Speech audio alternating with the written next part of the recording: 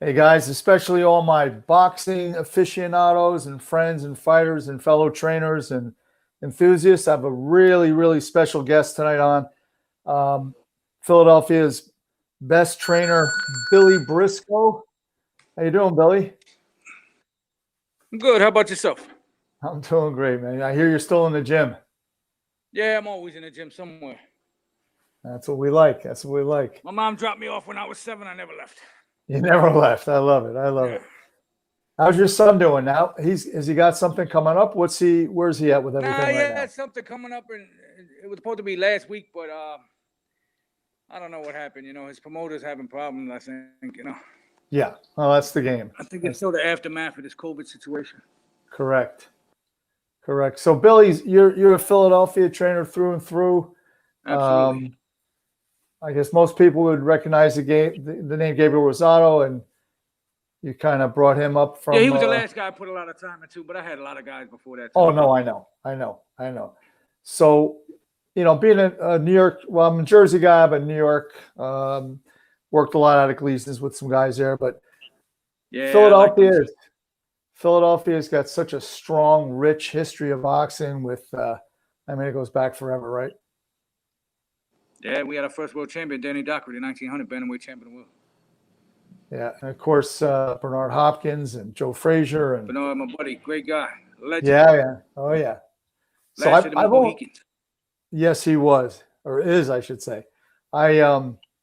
I've only been privileged enough to work two corners in two pro fights down in Philly, and that was both. They were both at the Blue Horizon, which was Yeah, I cut my teeth in the Blue Horizon. I used to work when I was learning how to work cuts. The old timers put me in. They would put me in the not the house side, the other side, and I would have to work with all the guys. But sometimes I'd work 6, 7 fights a night. I mean, And they for would those throw, that no bullshit, they would throw sometimes 25 fights a year there. It's just the Blue Horizon. yeah, I I hate mean it. it a grindhouse. It was a real deal. It's in fact for Gladiator those. Dome. Yeah, exactly. It was not any. We might, fortunately, the first fight my guy won. The second time I went down at a heavyweight, he lost. But so it was. Both experiences were fantastic. We worked with Don Elbaum down there. Was the Don promoter. Elbaum's my buddy. Yeah, He's yeah. ageless. I don't even know how old Yes, he is. he He's got to is. be about 110. I heard when they put him in the Hall of Fame, they put his birth year, the question mark. That's International man awesome. of mystery. Yeah, I mean, so Great guy. for those who don't know, the first Rocky was filmed in Blue Horizon, correct, Billy? First Rocky, no. No, The first Rocky, didn't they film? the fight was actually done in the Olympic Auditorium out in LA. Oh, They were okay. trying to act like it was the Spectrum, but it wasn't because they had budget issues, so they used the Olympic Auditorium out in LA. Like the gym that he was in that everybody thought was mighty mixed. That's just a facade. That's not big enough to have a gym. It's on front in Susquehanna, in Kensington. Right. So That's did they actually film gentrified. anything there? That neighbor's actually gentrified now. You can't buy a house there for under like $500,000. Is that right? Wow. Yeah. Wow. And then you walk 2 blocks away and you got to step over drug needles and hope you don't get shot. Yeah, it's a tough neighborhood. what I I mean? remember there was a McDonald's right across the street from the Blue Horizon. I went in there to get coffee, and it was I think that a Oh yeah, Philadelphia, Gordon Gerard. That's not a nice neighborhood, nah. not nice at all. But in any event, Nah. so what do you got going right now, Billy? What are you working with? Anybody or anything coming up?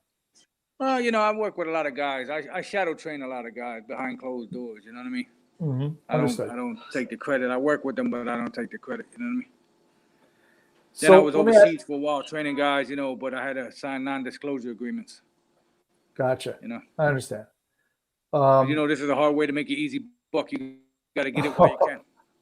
Yeah, not the easiest game in the world to make a living, but you gotta, if you don't love it, then don't get in it. It's not in your Well, you blood. gotta Don't love get in it. Yeah.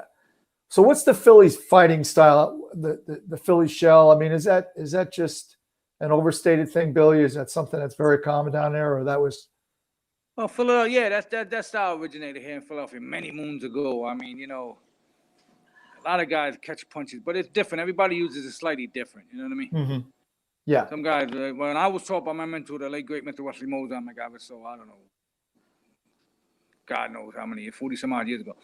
He taught me how to use the catcher's mitt. You catch everything. In theory, you should be able to if you're an orthodox fighter, you should be able to put your left hand in your back pocket, catch everything with the catcher's mitt. The right hand, catch the jab, the right hand, the left hook, the overhand right, the uppercuts. You know. Yeah. Yep. It's because it goes back to the center line principle. You know what I mean? Right. Right. When your foot is when my foot is between your lead foot and your lead foot between mine, the head is centered on line. And what takes the head off line is slip and roll and bob. But when your head is on line, my head line, target always be center. So just protect the center line. Catch, boom, boom. You know, catch, ride, tilt. You know. But the style of Philadelphia, you know, it's changed. You know, it's always evolving. Boxing always evolving, but it changed. Now most of these guys now want to be slick boxer types. Yeah. You know, in the 80s and the 70s, you know, it was more like pressure fighters. You know, they be on you like stink on shit. You know what I mean? White on rice. You know, they apply that suffocating pressure. Now it kind of move more to Marvin Haglers. Yeah, move more now. I mean, we always had the boxer type. Don't we? All the way back to Tommy Loughran from South Philly, the Philly Phantom. Yeah, you know, he's slick boxer. We always had the style of Philadelphia was never like one specific style. We always had the technicians. But there was a lot more pressure fighters. Now there's, man, I don't know. I can't come off the top of my head with any pressure fighter really. You know, but we had various styles. It wasn't like, you know how like some style, like some places might, like New York was more known, you know, as like slick boxers. You know, good boxer punches, boom, boom, boom. You know what I mean? Like a Billy Graham or a Joey Archer type guy. You know what I'm saying? Correct. Good, fun guys like that. And, you know, Philadelphia had different styles, but now it's kind of, I think I blame it on the amateurs, man. The amateurs screwed it all up because the amateurs are supposed to be the apprenticeship and learning process for pro game. Well, how the hell is it going to have completely different schooling criteria than the pro game and expect it, you know, to carry over? Right. Because in order to be successful, you got to like turn them into rock'em sock'em robots, kind of like fencing with gloves. And then when they turn pro, they got to, you know, learn how to sit down more on their shots and, you know, be a little more defensively sound. The referee's not going to protect you. You got to work your way out of trouble. So and a lot of the elite amateurs, they don't fight in the pocket; they hold.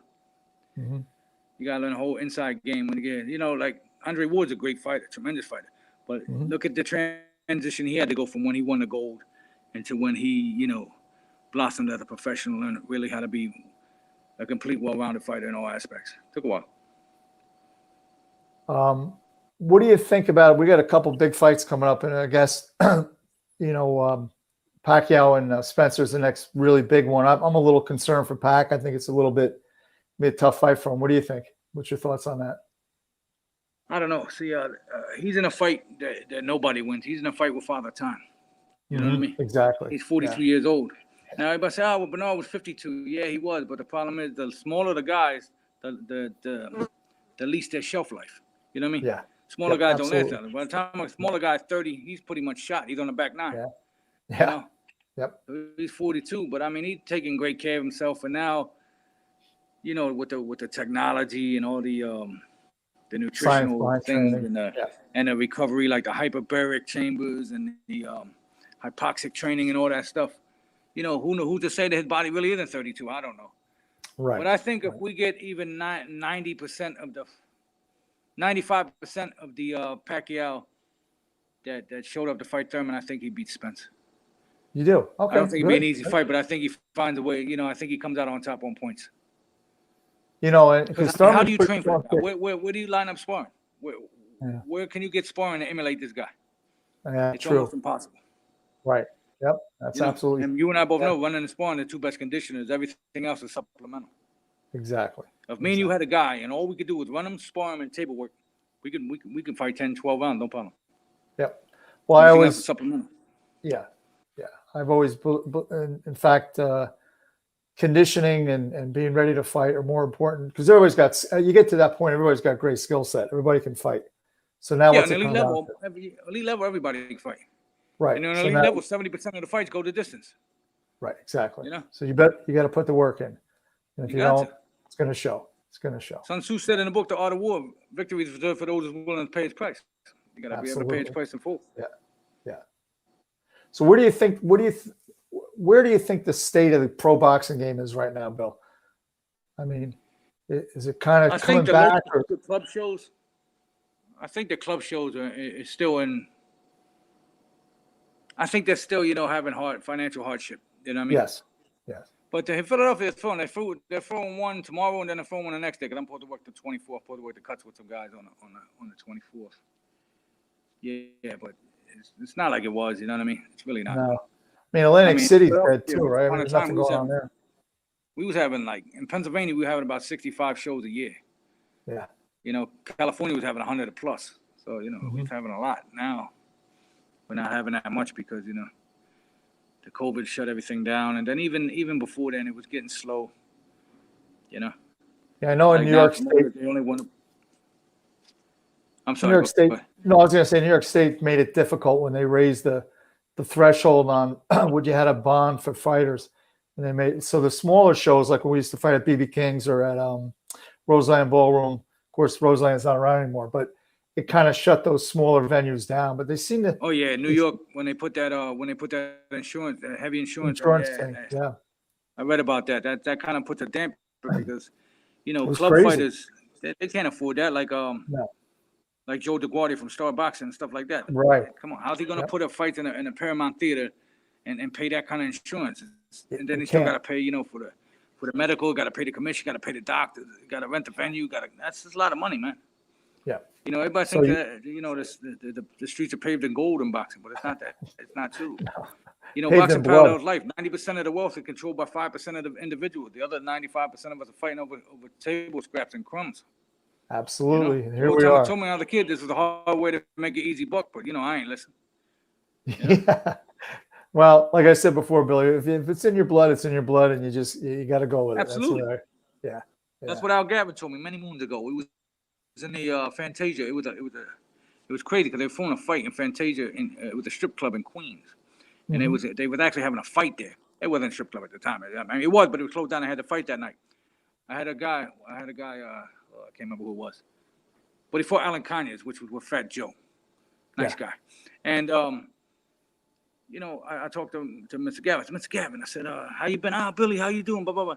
I said, Mr. Gavin, you ever make any money in this line of work? He's like, yeah, Billy. You remember the time when one of the Kalitzkos, they said Joe Souza, may rest in peace, put grease over his whole body, and he overheated and dropped dead against, I forget who it was. Maybe it was Lamont Brewster, one of them guys. Yeah. So he said, they said, yeah, he said, if I get the Kalitzko, that, you know, I'm either going to buy my wife a brand new Lincoln Town car or a Cadillac. I was like, man, I can't even buy my wife a cheesesteak. You know what I mean? He's like, nah, don't worry about it. He said, I said, nah, she's mad at me. He said, you know, she's sick. I said, nah, Mr. Guy, that's how I was young. I feel good. I'm all right. You know what I mean?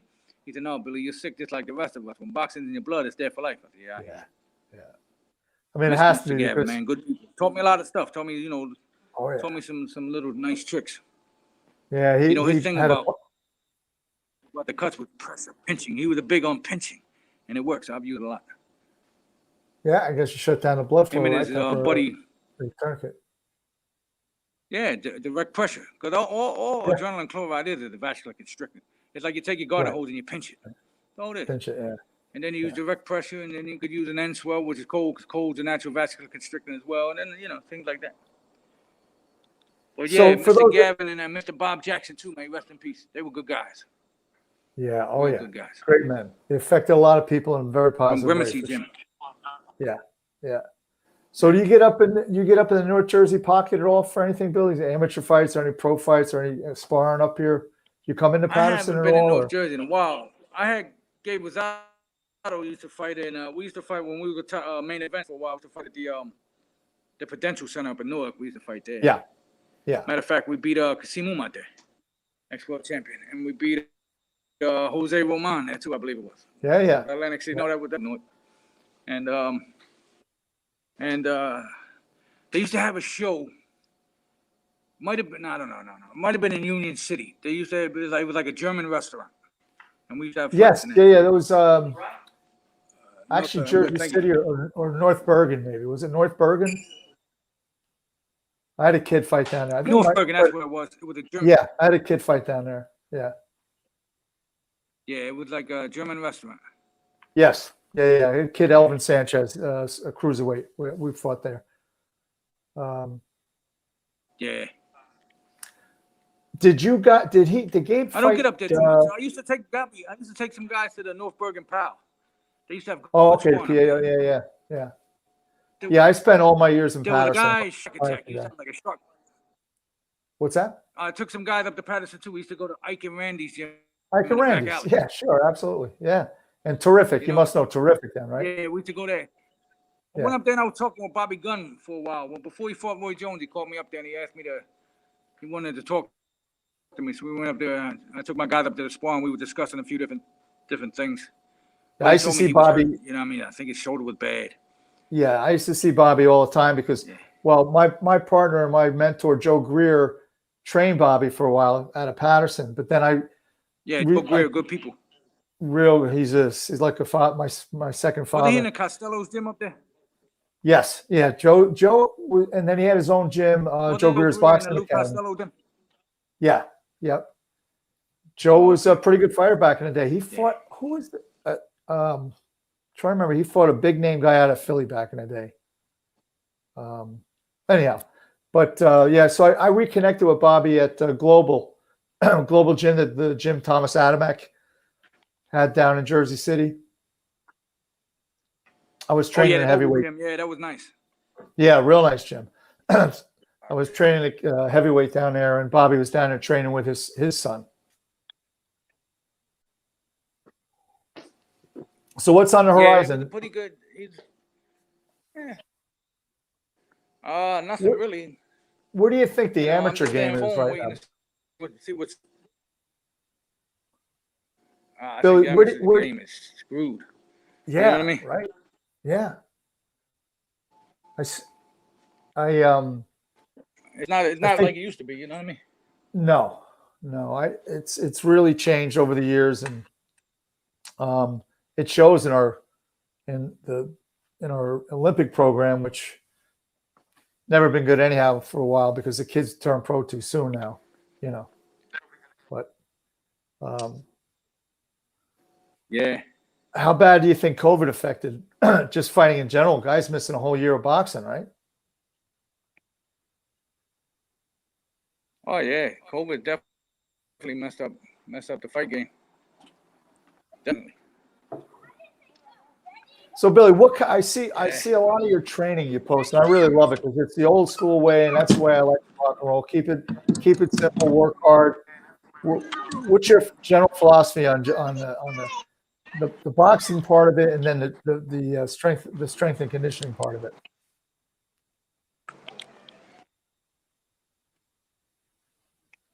I mean, strength and conditioning, but to me, it's the most overrated aspect of boxing there is. I mean, the great Sugar Ray Robinson never had. He could go 15 rounds like water.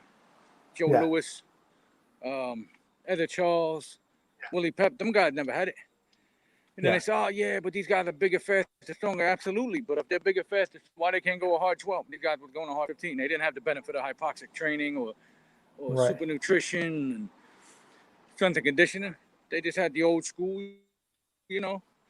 What the old school gym consisted of. You had a ring for some great sparring. You had a mirror for shadow boxing, skipping rope, table work, a speed bag the size of a basketball, and some good trainers, great teachers.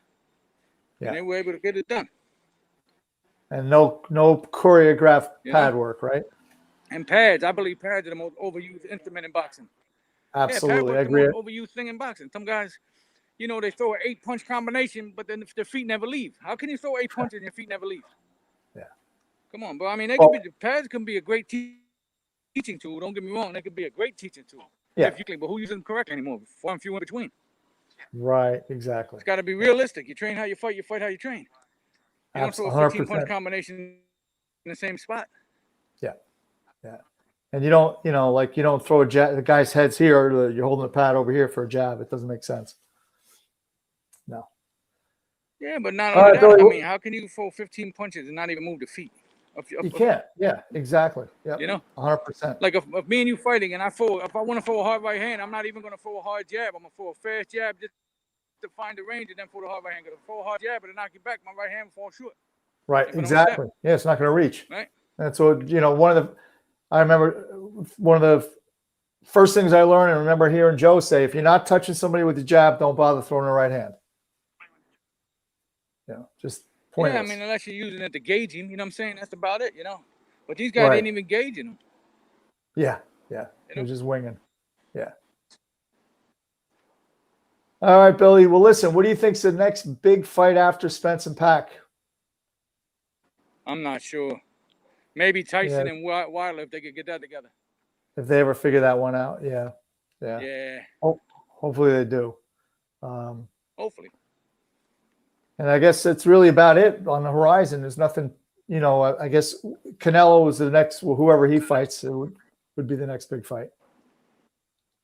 So we'll see. I guess so. All right, Billy. Well, listen, man, I appreciate your time. Keep Philly strong down there. Yes, sir. And you have a blessed I night. will. And good luck to you and your son and his career. And hope to see big things from both of you soon. Thank you. Good talking. Thank you, Billy. Thank you. Be Take safe. care.